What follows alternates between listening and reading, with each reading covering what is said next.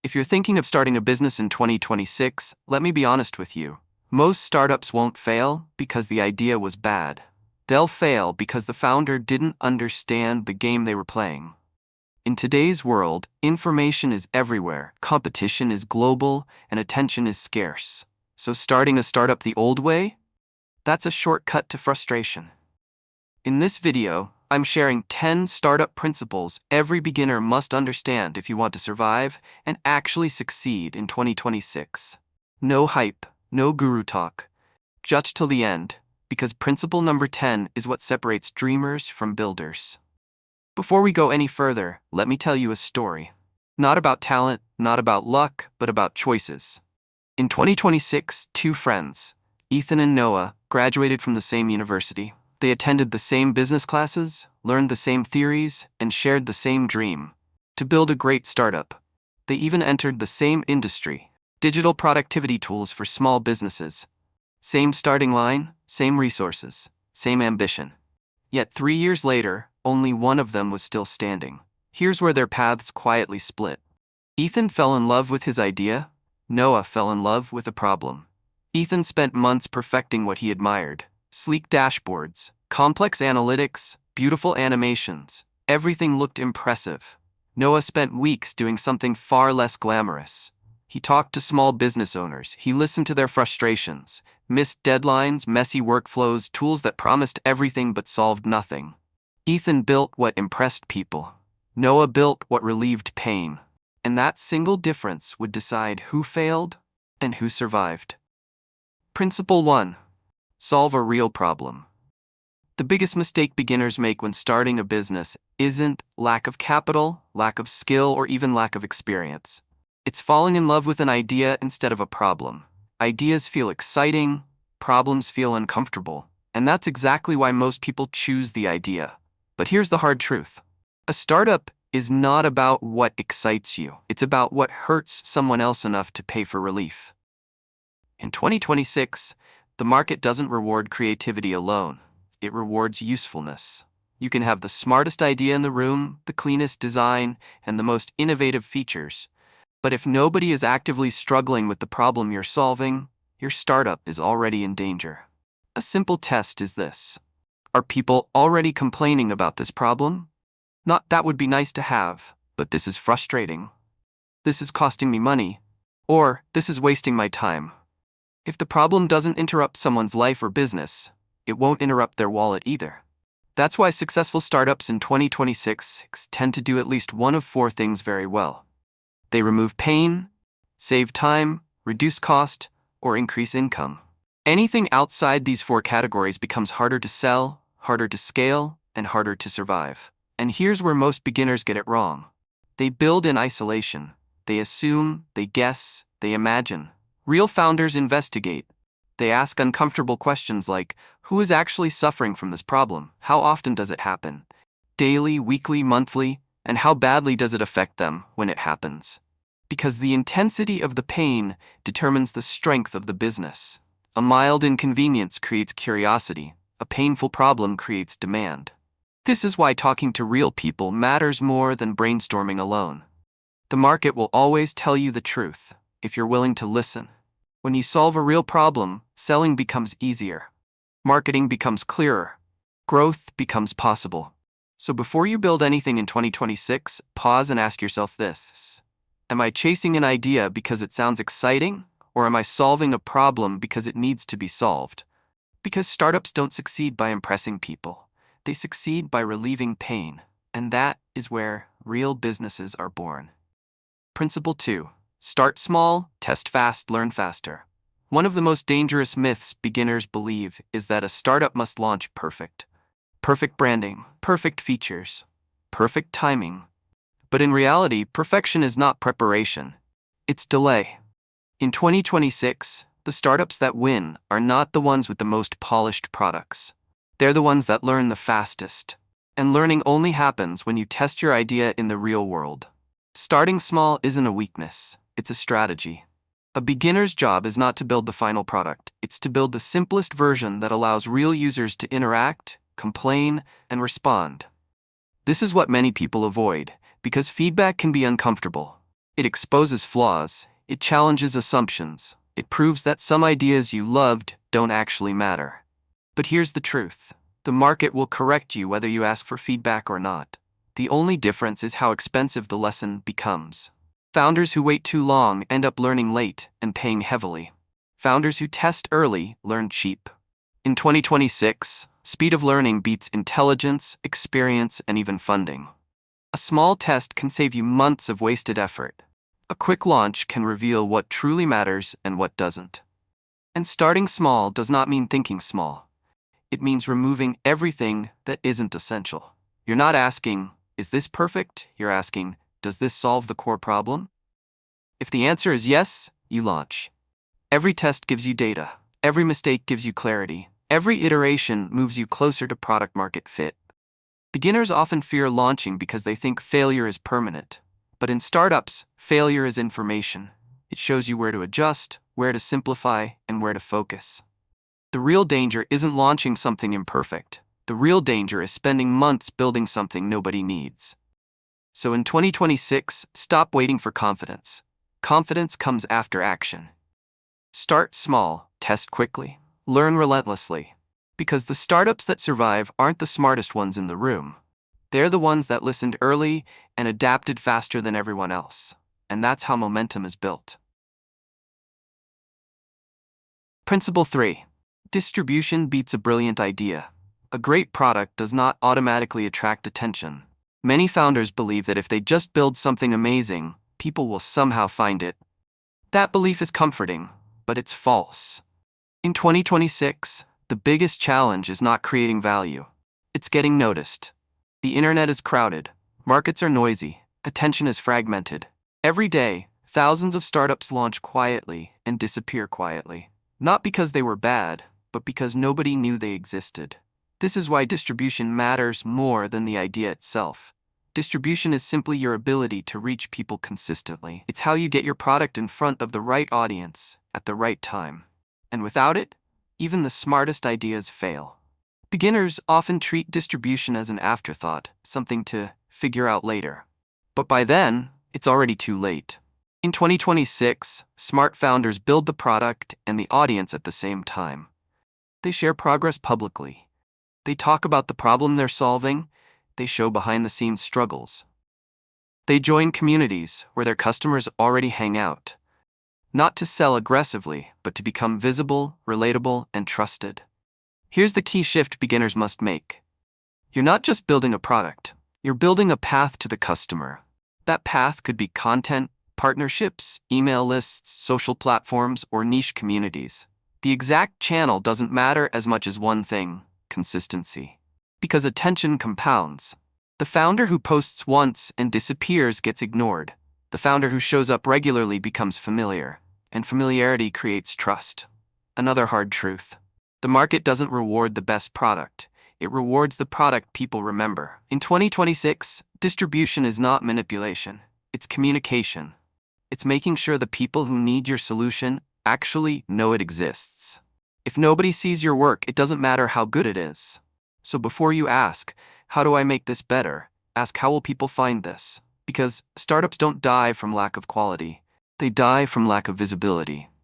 And in a world overflowing with options, the startup that wins isn't always the smartest. It's the one that showed up, spoke clearly, and stayed visible long enough to matter. Principle 4. Cash flow is oxygen. A startup doesn't die when the idea is bad. It dies when the money runs out. Cash flow is not a boring financial detail. It is the oxygen of your business. Without it, nothing else matters. Not vision, not branding, not long-term plans. In 2026, many beginners confuse popularity with sustainability. They chase growth, attention, and user numbers, while ignoring the one thing that keeps the lights on: revenue. Here's the uncomfortable truth. A startup that doesn't make money is not a business. It's a hobby with expenses. This doesn't mean you need to be wildly profitable on day one, but you must understand where money is coming from, where it's going, and how long you can survive without more of it. Beginners often underestimate burn rate. Small expenses feel harmless at first: tools, subscriptions, ads, hires. But combined, they quietly drain momentum. In contrast, startups that survive in 2026 are intentionally lean. They delay unnecessary hires, they question every cost, they treat cash with respect, not optimism.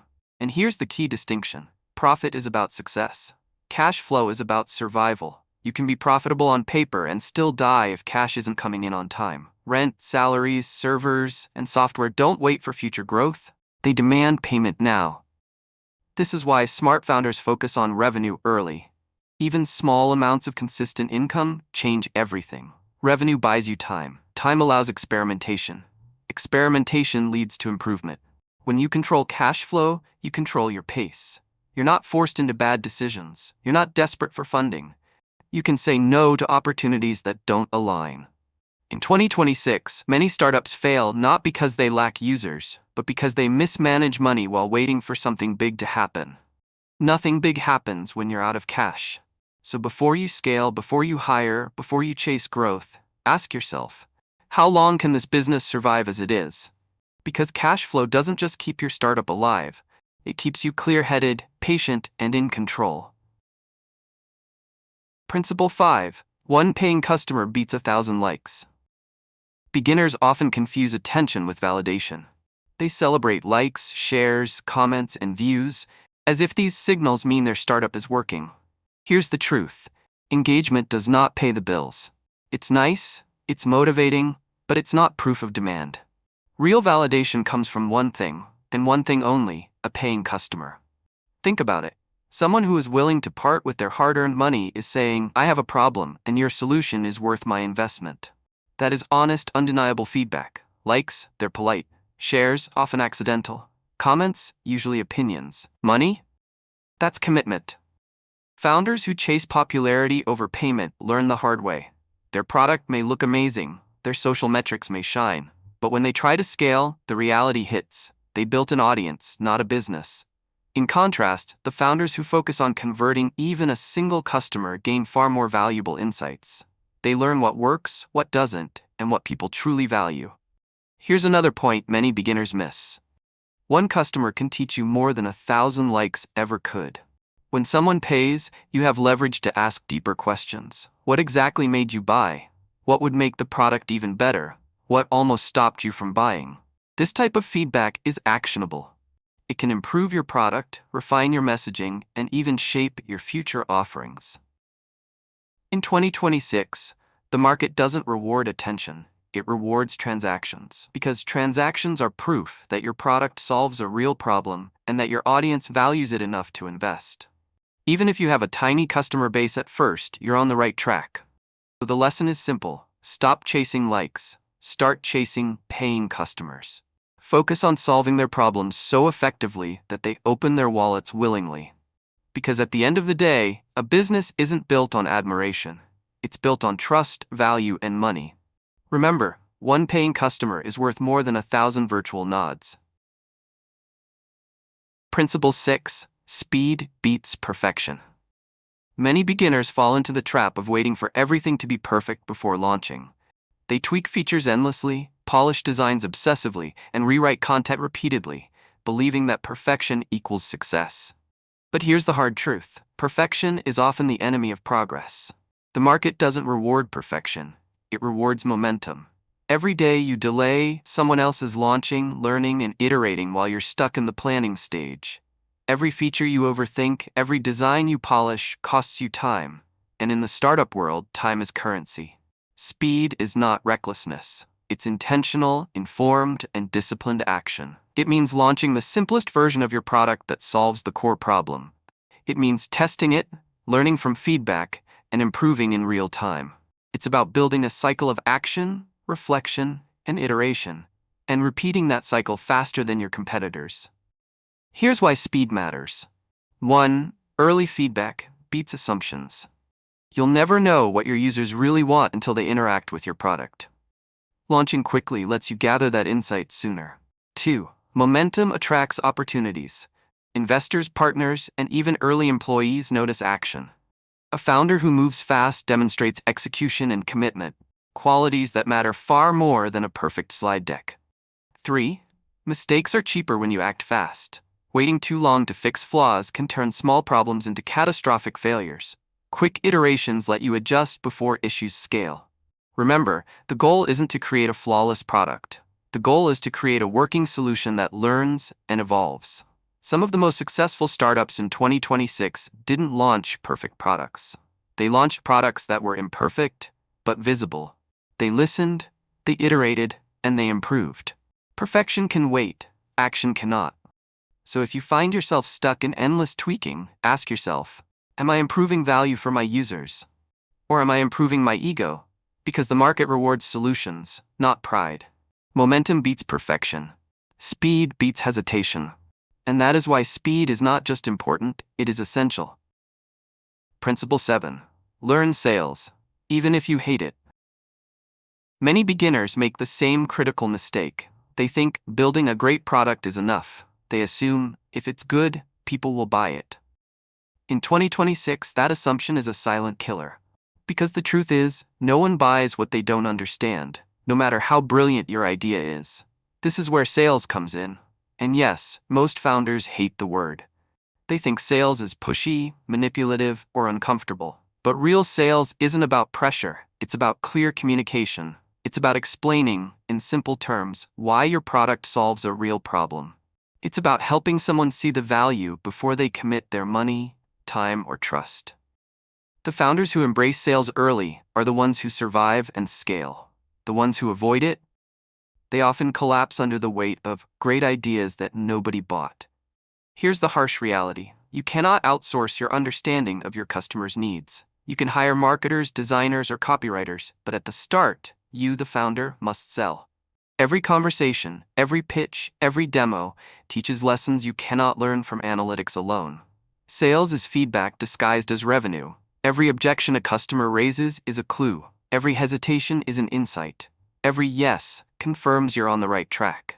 Beginners often fear rejection, but in sales, rejection is education. Each no tells you how to improve your product, your messaging, or even your target audience. Learning sales early also builds confidence. You begin to understand your market, your value proposition, and how to communicate it effectively. By the time you scale, this skill multiplies your growth potential. Think of it this way. Sales funds everything else. Marketing, hiring, operations, even further product development. All of it depends on the revenue you generate from your ability to sell. In 2026, founders who ignore this principle often spend months or years building products that die quietly. They have followers, comments, and likes, but no paying customers. The solution is simple. Embrace sales as a learning tool, not a chore. Start conversations. Ask questions. Pitch clearly. Adjust based on feedback. Remember, a business is not built on features or designs. It's built on trust, value, and transactions. So even if you hate sales, learn it. Master it. Because your ability to sell is the single most important factor between survival and failure. In startups, revenue is proof. Sales is the language. Learn it, speak it, and your business will breathe. Principle 8. Build skills before building a team. One of the most common mistakes beginners make is hiring too early. They assume that once they have a small team, their startup will magically accelerate. In reality, hiring too soon often creates more problems than it solves, especially in 2026's fast-moving market. Here's why. At the early stage, you, the founder, are the engine. Every decision, every pivot, and every problem falls on your shoulders. If you don't understand the core functions of your business, marketing, operations, finance, and customer support, hiring someone else to handle them is risky. Without these skills, you can't effectively guide your team. You won't know if they're doing the right things or making critical mistakes. Worse, you'll burn cash quickly, without knowing whether it's even producing results. Building your own skills first gives you two major advantages. 1. You understand every part of your business. When you handle marketing, sales, or customer support firsthand, you see firsthand what works and what doesn't. You gain insights no report, dashboard, or consultant can provide. 2. You hire with precision. Once you've mastered the basics, you'll know exactly what roles you need to delegate. Your hires will be strategic, and every addition to the team will multiply your effectiveness rather than introduce chaos. Think of it like this. You wouldn't let someone drive your car without knowing how the engine works. Hiring a team without understanding your business is exactly the same. Beginners often hire for convenience, not for necessity. They bring in people because it looks professional, or we need more hands. But in 2026, lean execution beats big headcount. A small, skilled founder can move faster, adapt quicker, and make smarter decisions than a large, untrained team. The reality is simple. Startups fail when founders outsource critical thinking too early. They fail when they think delegation replaces understanding. So, start small. Learn everything yourself first. Handle the calls, write the emails, solve the problems, run the experiments. When you finally hire, you're not just adding heads, you're adding leverage. Every new team member amplifies what you've already mastered. Remember, skills compound faster than headcount. The more you know, the faster your startup grows. In 2026, the founders who survive and thrive are not the ones with the biggest teams. They are the ones who built themselves first. Your knowledge is your most powerful tool. Hone it, master it, and then scale with purpose. Principle 9. Stop comparing your beginning to someone else's success.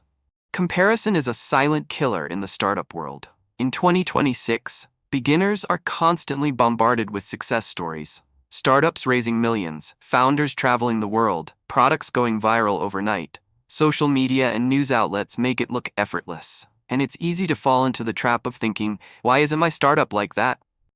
Here's the hard truth. You are seeing only the highlights, not the struggle behind the scenes. Every successful startup has a story of failure, sleepless nights, wrong turns, and lessons learned the hard way. What you see is the final polished version. What you don't see is the messy, chaotic journey it took to get there. Comparing your Chapter 1 to someone else's Chapter 20 is unfair, demotivating, and dangerous. It can lead to impatience, bad decisions, and burnout. You might try to skip steps, move too fast, or copy strategies that won't work for your stage. Instead, the focus should be on your own progress. Track your growth week by week, month by month. Celebrate the small wins, every lesson learned, every customer feedback implemented, every iteration launched. In 2026, startups that survive are built by founders who are consistent, not distracted. They understand that building a business is a marathon, not a sprint. Progress compounds. Every action adds up over time. Another key point, comparison often shifts your focus away from the core problem you are solving.